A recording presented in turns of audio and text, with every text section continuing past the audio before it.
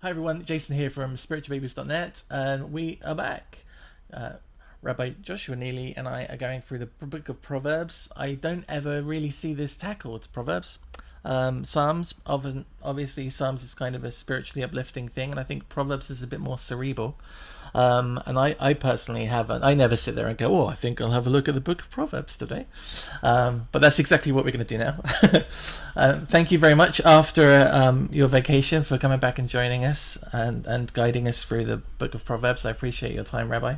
Oh, well, it's good to be back. And like you said, I appreciate a chance to talk about the Book of Proverbs of Mishle, because it really is a fascinating book that, like you said, does not get enough airtime.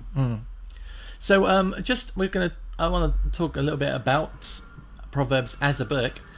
I kind of came with the assumption that Proverbs was all at least traditionally assigned to one author, but as I looked through, admittedly, I cheated. I went to Wikipedia. I noticed that some of the books at the end are assigned to other people. Absolutely. So yes, the opening lines clearly identify King Solomon as being the author, but it's really more to say that he is the author of that section. Right. And that is, the Book of Proverbs is really a collection of collections, I guess is one way to put it. So you have different wisdom literature that has been brought together from different sources to then create one compilation of wisdom literature. And this is not unusual. This is something we have found in other ancient Middle Eastern communities. Egypt is very famous for having another sort of wisdom literature tradition. And so it shouldn't be surprising that it crops up in our biblical tradition as well. And as I was talking briefly before we started recording, the title Proverbs, it seems a very specific. It would appear to me that after the fact this title came up. I mean, obviously in English, there's no Hebrew word that sounds like Proverbs. They didn't go, well, let's go with Proverbs because it's kind of like the Hebrew word. But what does it? If you were looking at the Hebrew text, what would the closest equivalent be in English? Proverbs. So Wow. this one actually is a pretty straight translation of the first word of the book. Okay. Right, so it's traditionally called Mishle in Hebrew as the name of the book, which is the first word of the book. But the thing is, Mishle is technically a compound word that goes with the next word, which is Mishle Shlomo, right? The Proverbs of Solomon. Right. And mashal, which is the root word that Mishle is pluralizing in this compound form. A mashal is an analogy. It is a proverb that has a nimshal, that has a meaning to it. So there's sort of the container and then the wisdom that's within the container. So fables can also be this type of thing. It can also be a parable, could be another version of a mashal. But it's the basic idea that there is this container for transmitting the contents, and the contents, of course, are wisdom. And so the word proverb in English is probably as good as you're going to get as a catch-all for that kind of concept. Yeah, because I looked at the word proverb and I'm thinking many a mickle make a muckle. That's a good one. Especially if you know what a mickle and a muckle are. But proverbs in English, especially in kind of Old English, they really don't mean an awful lot. Analogy is closer, I think, to, because what I kind of get from proverbs is that you're kind of mansplaining to people something that they could not understand in a kind of a pure context. You're trying to give it to them as something in a language that they can understand. It's something. Well, that's right. That's what an analogy does in any context. Yeah. Exactly. And I wouldn't, try to deride it by using the term mansplaining. I mean, it's making something that is infinitely complex understandable, at least in a portion. is precisely what the entirety of the Bible is trying to do. That's You know, fair.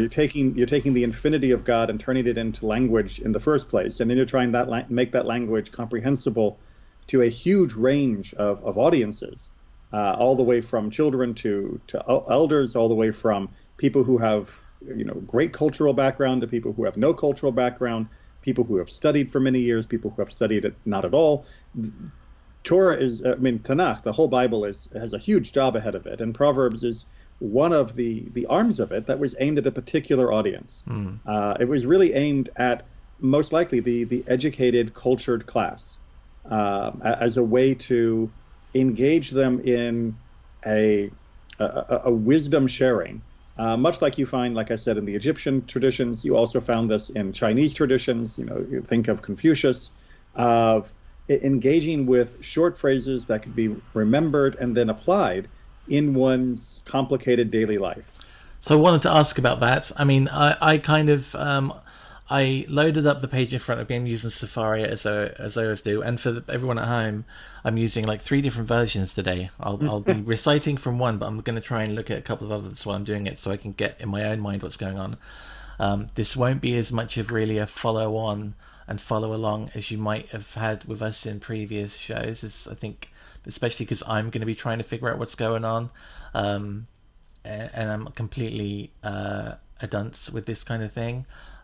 It's going to be a little bit slower, I think, but also a lot deeper. I feel that there's more brain matter being used with this. It's kind of an unpacking of ideas as well as just a narrative that might have ideas behind it. And in any case, I was thinking Proverbs, 31 chapters, no problem, until I noticed that chapter 1 just goes on and on and on. And I realized it's going to be, so I'm not sure if we're going to get through the whole chapter in each show, but we'll do what we can.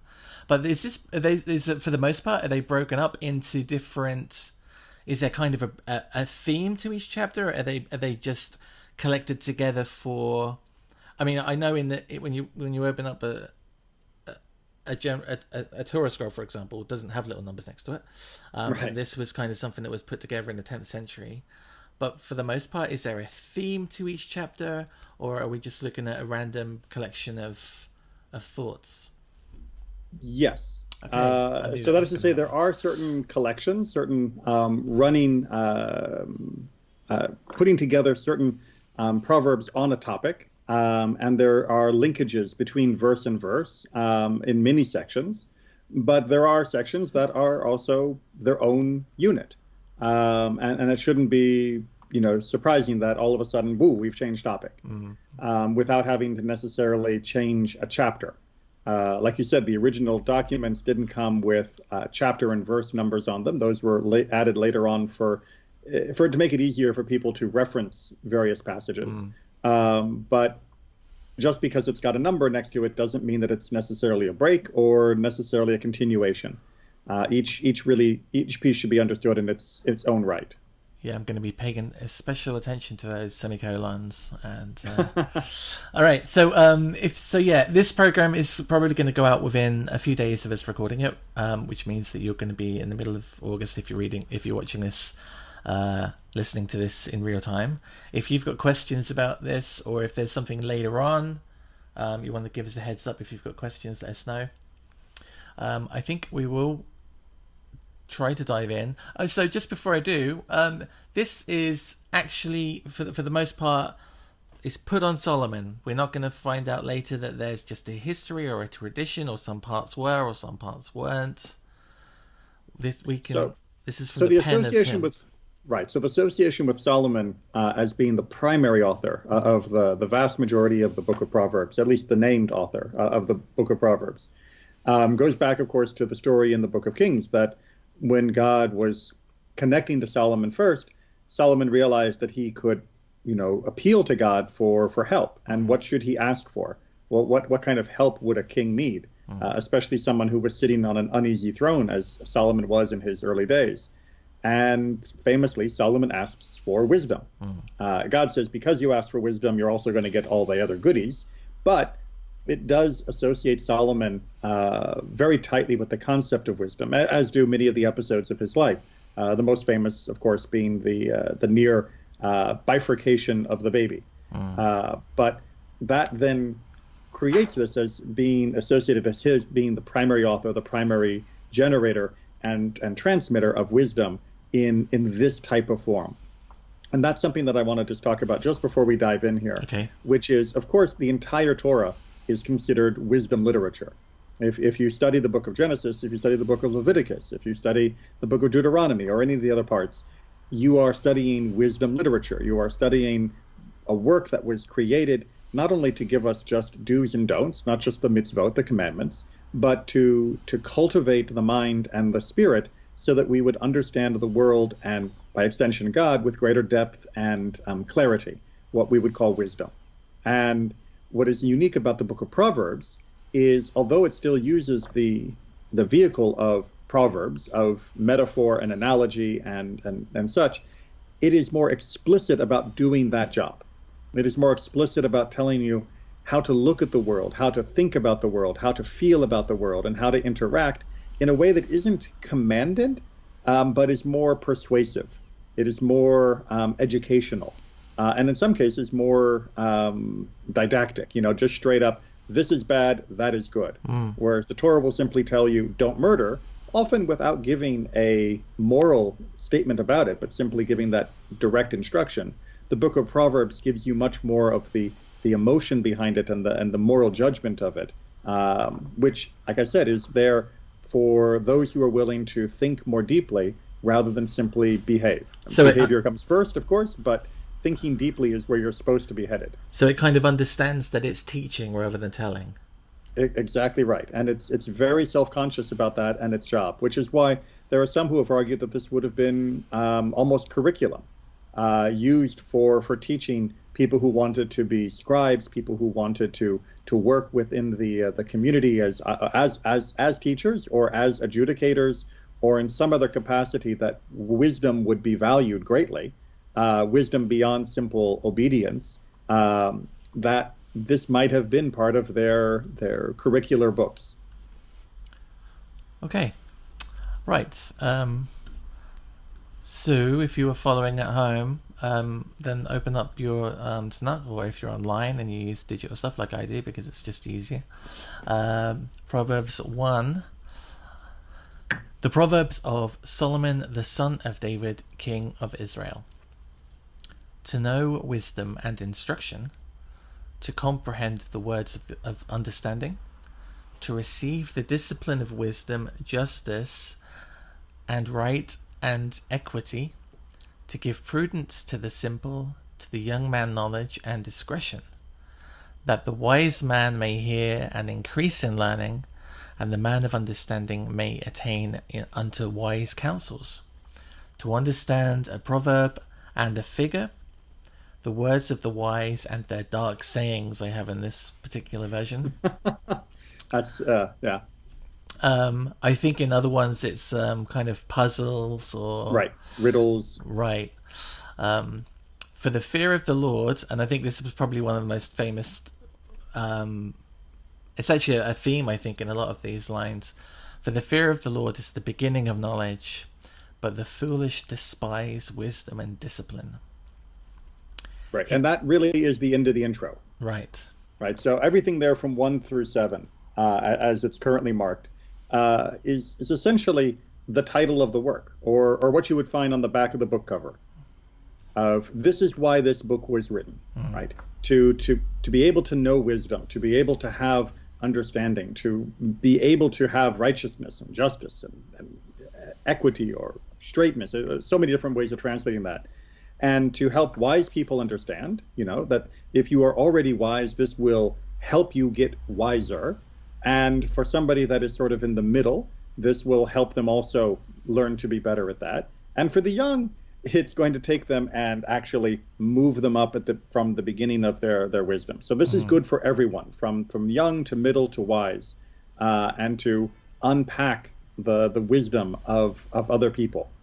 And this is also, sorry, I was just going to say, this is also hinting that the sharing of wisdom the sharing of the insights of other people and their what was the term that you had? Dark sayings, was it? Dark sayings. Right. They're riddles. I think dark they mean it like obscure, Yeah. rather than dark like gloomy. That understanding the things that seem to be obscure that are being said by people that are considered wise. If you study the Book of Proverbs, you'll be able to understand why they're saying things that are baffling to you, but really are true. But just in case you lose the point, if you want to know how to really begin and really have wisdom, you also have to have God. And this is where we keep this as being a religious text. Because it's very easy to have skipped line 7 and said, okay, this is just a standard agnostic text that is not talking one way or the other about God. It's just saying, here's how to be clever, a book on logic, a book on understanding analogies and metaphor and simile and all of those other things. No, this is saying you do need to understand and connect to God and be overawed. That's what the fear of God is talking about, in order to truly understand that. Because if you don't, then the chances are you're the kind of person who will be so rebellious that you will hate to be told anything. Fools don't like being taught because the fool thinks it makes him look foolish when he now recognizes he didn't know something before.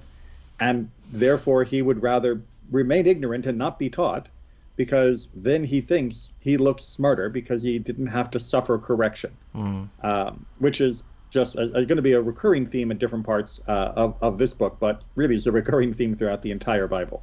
It's interesting to me that you open up the book and you expect there to be wisdom information, words on knowledge, but I've also seen other words in there like discretion and justice and charity and equity.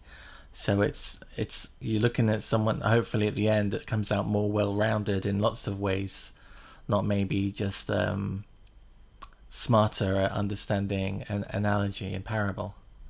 Well, I guess that's something that maybe is a little less clear in the modern world, but in the ancient world, wisdom was a professional skill. It wasn't just what you had when you were sitting on the porch in your 80s. Wisdom was something that you were supposed to be seeking in order to do your job better, in order to do your life better. In every aspect, wisdom was considered to be a practical talent that you needed to develop.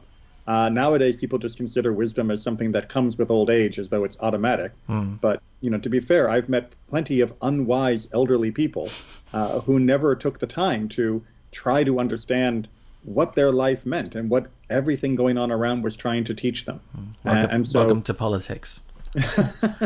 and so in the ancient world, and again, this is not uniquely Jewish, but in the ancient world, wisdom was very much a practical matter that had practical implications and was believed by everyone in the ancient world to make your life and the life of your community better. It was a commodity to be built up.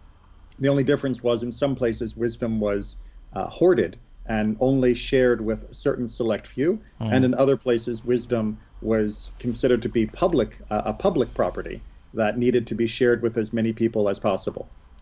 Yeah, I know. Certainly, I live in Ireland now, but I was brought up in England, and the church now is a different thing. But back in the day, the church kind of ran those countries, and you didn't get access to writing. You didn't get access to reading. Even the content of the Bible was kept a secret from you. They just told you the parts that they needed you to know. It's a bit different now, but still, I think you very rarely see a Catholic go into church with a Bible in their hand. So they just go in and they get told something and they respond and they leave. But I bet you would find in certainly the Irish or the British, anywhere in the British Isles, the tradition that people would sit around the campfire, the hearth, the inn, the pub, wherever people were gathering, and they would share pithy sayings. They would share bits of wisdom, or folk sayings, or what we might now call old wives' tales, but they only got called old wives' tales once they were being discredited. Yeah. It was, folk wisdom when it was still believed to be true. And then once it wasn't believed to be true, they blamed it on the women. But that, I know, it's a sad part of human history. Yeah. But every community has always valued those who were willing to remember all the different tidbits, the almanac minds that would share, well, this is when you plant the corn. This is how Right. you handle a fussy baby. This is how you deal with a troublesome neighbor. That kind of folk wisdom it wasn't conventional, it wasn't even common wisdom, but it was believed to be good for the community to have that. That was always a way for honor and esteem within the community. And people would sit and they'd listen, and then they would repeat it to the next generation or to each other, and then they would continue to add to it. And that wisdom tradition really has existed all throughout every human community. I mean, I was a child of the '70s, and I can still remember stuff going. My grandmother didn't really pay much attention to the news and the papers. She lived in the countryside. So there was some seaweed outside her door and a pine cone, and if the pine cone was open and the seaweed was dry, it was not going to rain that day. And for the most part, those little things worked. But even old English sayings, I mean, it's bad luck, for example, to put new shoes on the table, and that sounds completely ridiculous. But shoes used to have hobnails on the bottom. They'd scratch the top of the table surface. That would be bad luck for whoever put those shoes there. Right. Opening an umbrella indoors could possibly put water in the carpet. That would rot and that would take forever to get out. Most of them had some sort of obvious meaning behind it. Right. But to explain the whole thing would just be ridiculous. So they cut it down into a bite-sized chunk, and then you take that away. And then, unfortunately, sometimes the embedded meaning gets lost, and people only remember it as a superstition. Right. And that is something that the Book of Proverbs is trying to avoid. It's really trying to expand everything. And unfortunately, there are still many people who keep Torah, who keep the mitzvot, almost like superstitions. That isn't to say that they are superstitions, God forbid. It just means that people treat them as though, if I do this, I will have good luck. If I, avoid the things God tells me, I'll have good luck. And if I break the commandments, I'll have bad luck.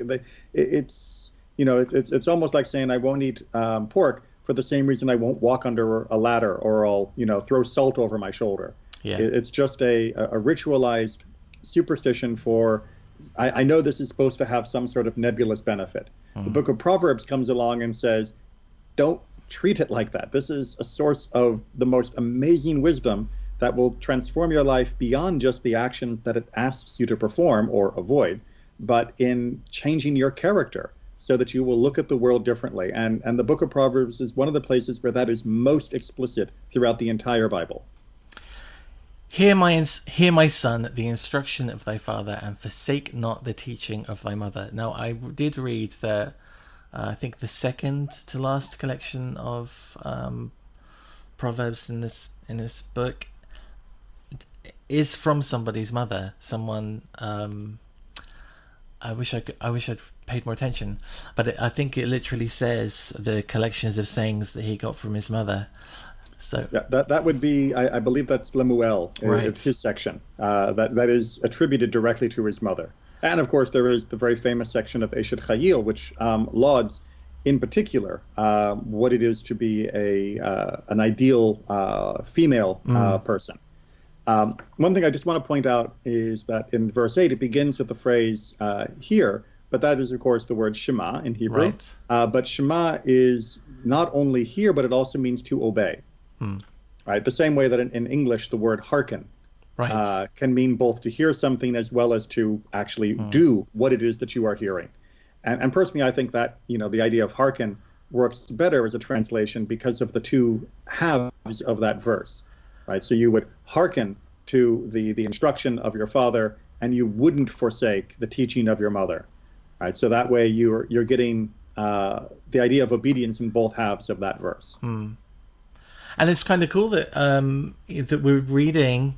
It's not just listen to me, don't listen to your mother. The fact that that it shows an equal share in the bringing up of a person, or that you should respect both of your elders and their life experiences and their willingness to educate. I mean, I was So if anyone new's listening, I volunteer at the local Jewish museum, and we had a load of ex-teachers came in actually last week, and one of them, none of them were Jewish, they were all just local Dubliners, and one of them said, why do men and women get separated in some of the synagogues? That's not often an easy thing to answer, because outright, some communities don't do it, some do, and if you don't come from either of those, it always looks very sexist. And I tried to explain that, a couple of thousand years ago, lots of women would have been responsible just for looking after the kids, and if they did attend a synagogue, they'd be near the back, near where the kids are playing, and it was their job to look after the child all of the time and to educate the child in lots of different ways all of the time. And I don't think that's really reflected in when you divide a room into and you have women on one side, men at the other, or the women are upstairs, or the women behind a curtain. It doesn't show the origin of that division very well. But here in the text, you've got an equal 50-50 split between the instruction of your mother and the teaching. And it's interesting. Can you tell me the instruction word used for the father and the teaching word used for the mother, are they the same word? No. So the word that's used for father is the word for musar, the word musar, which is very much like the idea of, the instructional path of good behavior. Whereas the one for mother is Torah, which literally means instruction. Oh, okay. Yeah, Torah Mecha. Right. For they shall be a chaplet of grace unto thy head. Chaplet, I think, is like a small crown. Yeah, it's a good enough translation. Yeah. Adornment. Okay. And chains about thy neck. Good ones, I hope. I mean, it's not. Yes. Is it not talking about yoke? It's talking about like the mayor of the city. Right, exactly. This is more of like a necklace kind of decoration. My son, if sinners entice thee, consent thou not. I didn't realize this is going to be quite as Shakespearean. If they say, it depends on your translation. It does, remember, yeah. the Hebrew is not Shakespearean in its origin. I'm looking at the one opposite, and it says, "My son, if sinners entice you, do not yield." That's also good. Yes. If they say, "Come with us, let us lie in wait for blood. Let us lurk for the innocent without cause. Let us swallow them up alive as the grave, and whole as those that go down into the pit. We shall find all precious substance, and we shall fill our houses with spoil. Cast in thy lot." And of course, that spoil is loot, right? Right. Yeah. I mean, they're talking about killing and stealing. Yep. Cast in thy lot among us. Let us have one purse. Right, we'll share the booty. My son, my son, walk not thou in the way with them, restrain thy foot from their path. For their feet run to evil, and they make haste to shed blood. For in vain the net is spread in the eyes of any bird. That's an interesting phrase. So, I mean, it's basically saying that the bird can't see the net. Yes, I'm exactly. assuming, right? Because, I mean, that's still how you catch birds today. When you ring them, you put up a net that's kind of vertical to the ground, and birds will just fly in that. They don't see it. It's too fine. For these lie in wait for their own blood, and they lurk for their own lives. So even if you, there's no loyalty among thieves. So are the ways of everyone that is greedy of gain. It taketh away the life of their owners thereof. All right, so let's just make sure we get this opening line. So this is sort of the base level wisdom, which is, it may look like it is a good deal, rather than working, to go beat up people who work and take their stuff. Right? Because logically, that actually is the more sensible thing to do. Right? Why should I go work for a year trying to grow things out of the ground, which may or may not come? Better to go find someone who did succeed and spend 1 hour killing them and taking all of their stuff, And now I've got the whole rest of the year to do whatever I feel like or kill other people. As far as like intelligence would go, that is the more intelligent move. Does that make sense? It does. Yeah, I mean, and we often forget that because we have been taught by wisdom over and over and over again for the last 3,000 years since this was out here that that doesn't make sense, that that would be bad, and things are going to come back and haunt you. But that is the Book of Proverbs teaching you, even if you didn't realize you were learning from the Book of Proverbs. Because the wisdom is to look past the obvious short-term gain and say, yes, but even in the medium term, let alone the long term, I am going to become ensnared by what I'm doing. This idea of I can make it an easy buck by just beating up someone and taking their stuff misses the long-term wisdom of, yeah, it's going to come back and bite you. And again, we get this idea of the proverb here of what happens, for birds, right? Birds also know what's good and what's not, and yet they still fly into traps, they still fly into nets, they still take the bait, and they get eaten.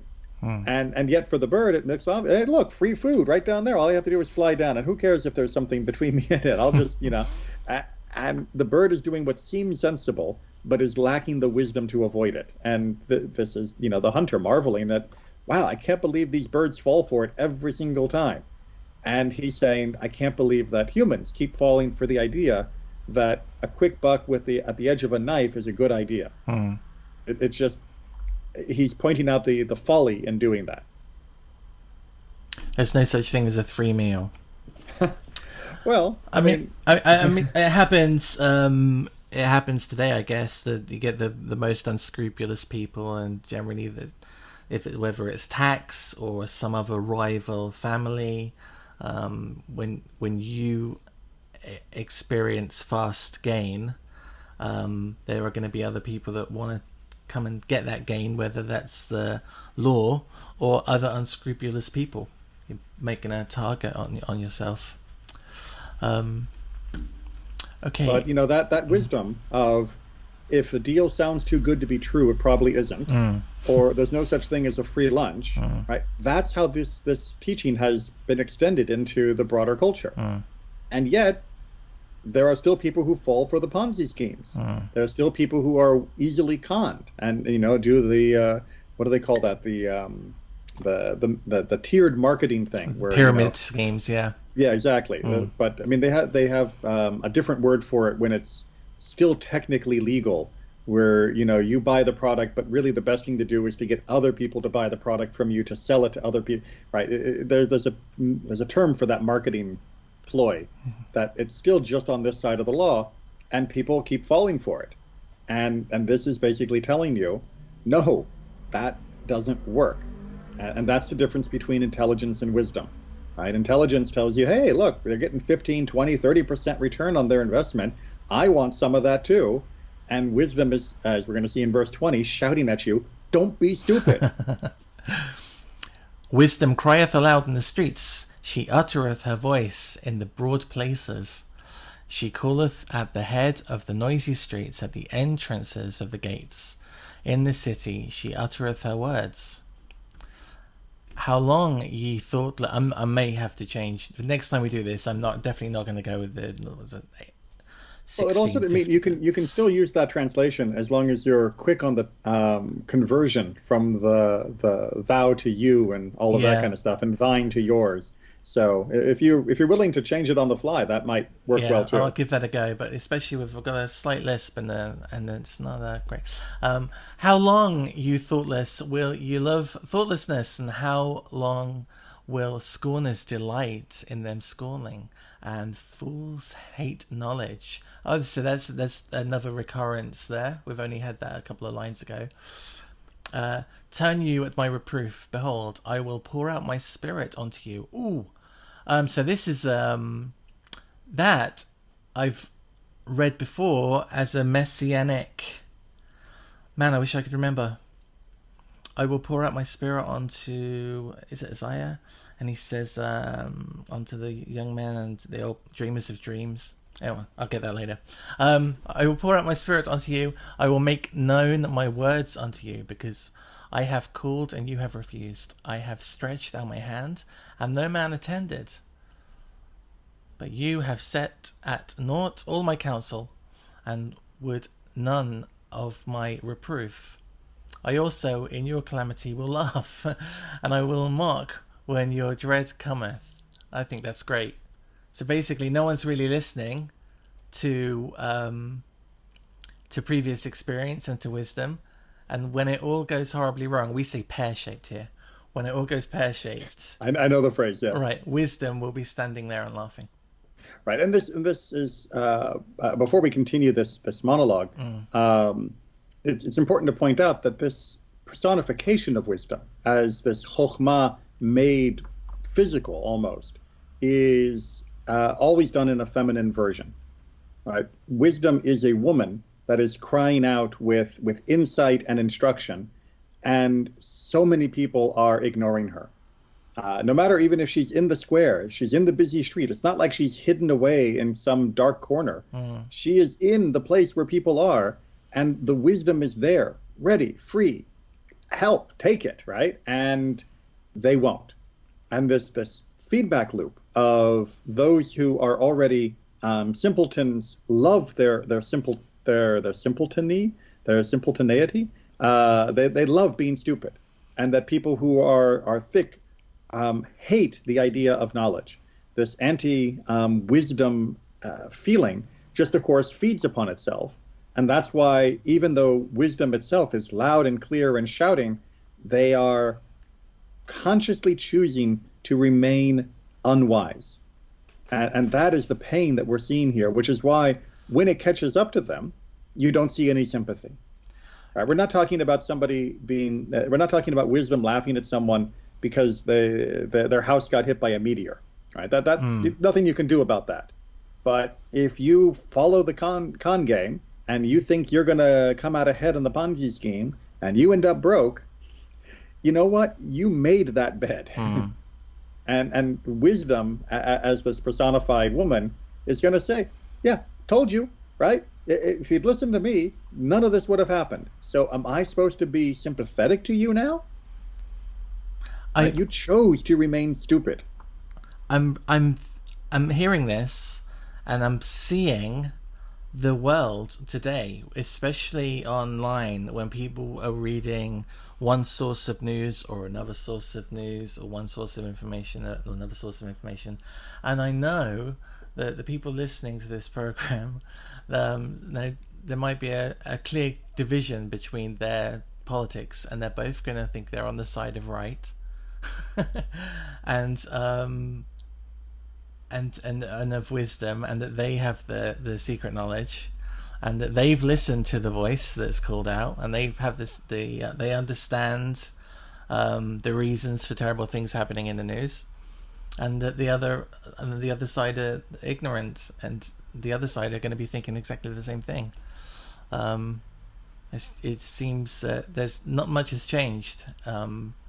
The actual physical wisdom, the wisdom of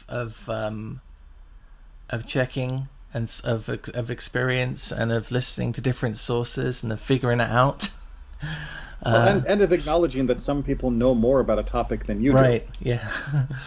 It's lacking today, which is a shame. Well, it always has been.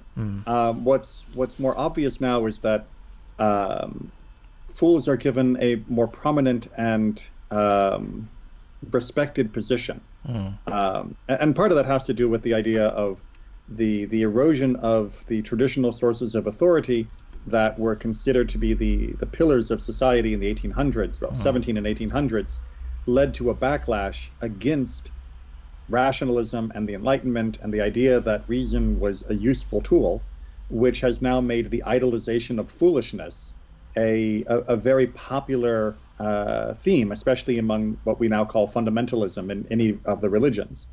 Because now it becomes a badge of honor that I am willing to believe what is stupid, or what the reasonable people call stupid, because the reasonable people aren't actually smart. I'm the true smart person.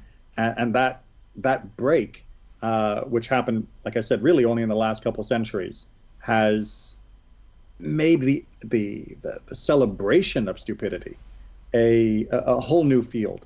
It used to be that there were stupid people, and the stupid people were not willing to get rid of their stupidity, but they didn't call themselves smart. They might have called themselves strong or successful, or, if you're so smart, why aren't you, the king? But they didn't say, no, I'm going to go against everything that you say is wise just to make my point that I'm right.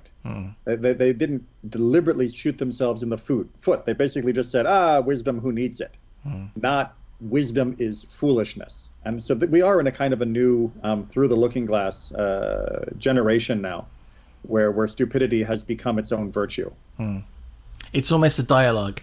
It's like if you want to talk to a certain element, you have to talk to them in a language that they understand. And if you already speak that natively, you're going to soar.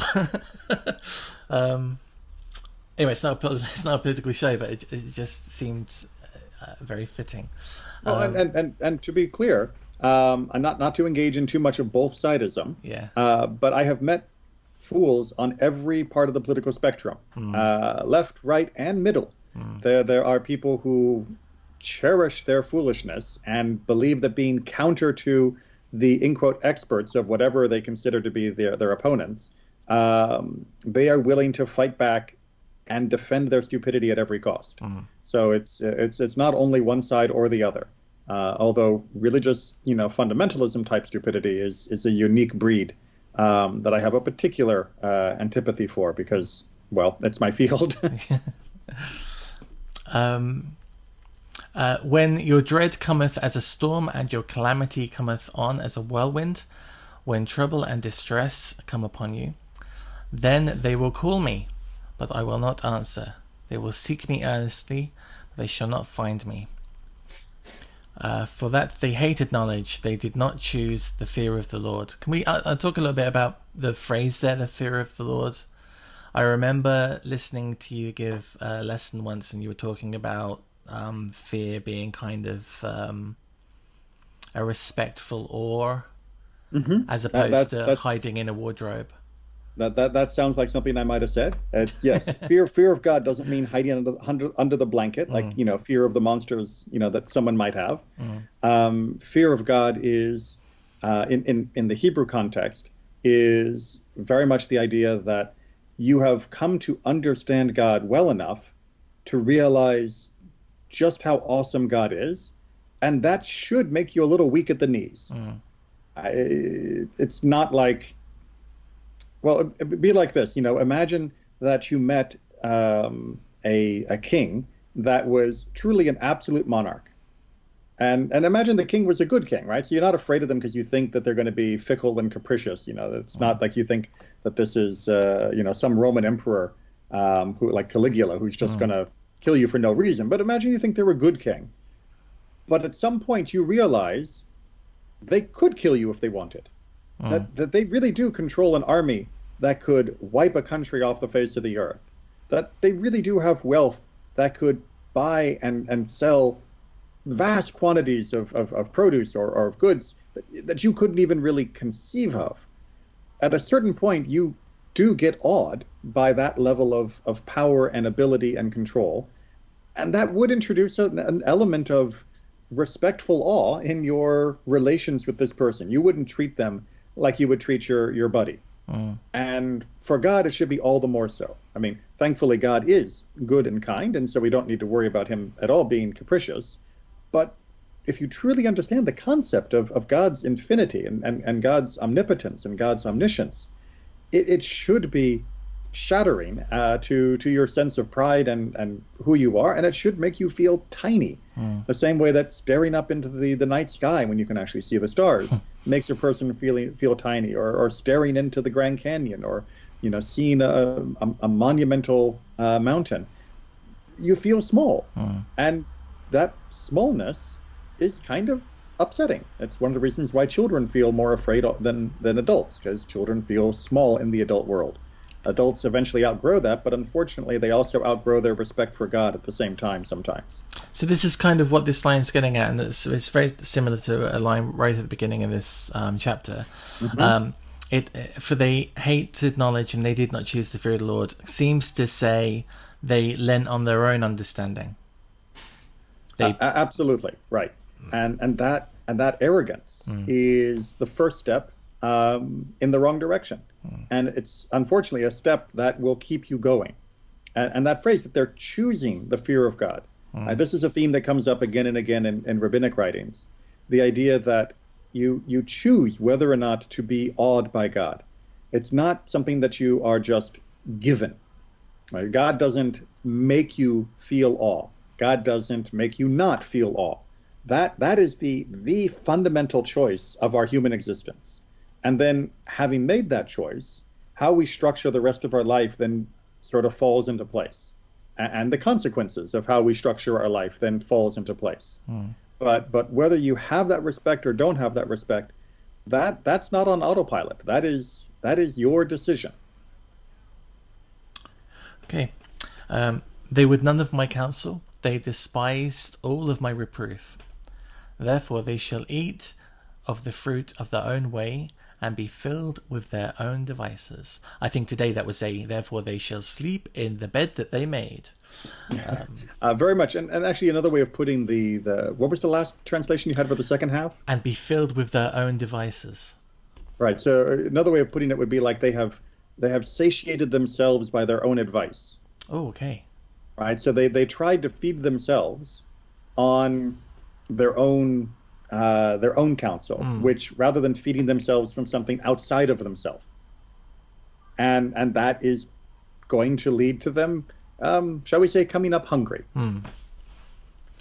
For the waywardness of the thoughtless shall slay them, and the confidence of fools shall destroy them. That's a great line.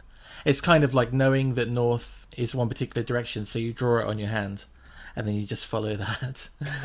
Which way's north? I'll just look at my hand. Right. Very appropriate for the Book of Proverbs. In whichever way my hand is pointing, that must be north. Yeah. Yes. You can have that. And that idea that they feel secure in their stupidity, and that's what is going to be their undoing. But whoso hearkeneth to me shall dwell securely, and shall be quiet without fear of evil. Quiet being the kind of safe feeling. Yes. Yes. Quiet as another synonym for dwelling securely. Calm.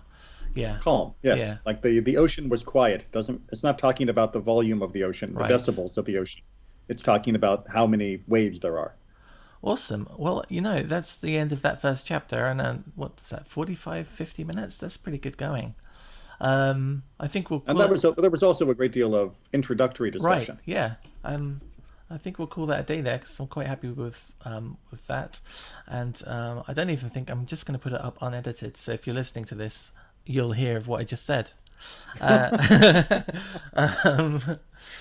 Okay, and so we'll be back very soon with the next chapter of this. And as I said, if there's a specific line in this book that's been confusing or you're interested in, then let us know ahead of time as soon as you can, and we'll try and include it. Thank you very much, Rabbi, for your time. Oh, thank you, Jason. And you guys, make sure you head over to Rabbi Neely's channel. He's got lots of extra programs over there, which are awesome. And subscribe to that, and we'll see you all very soon. Bye-bye. Bye.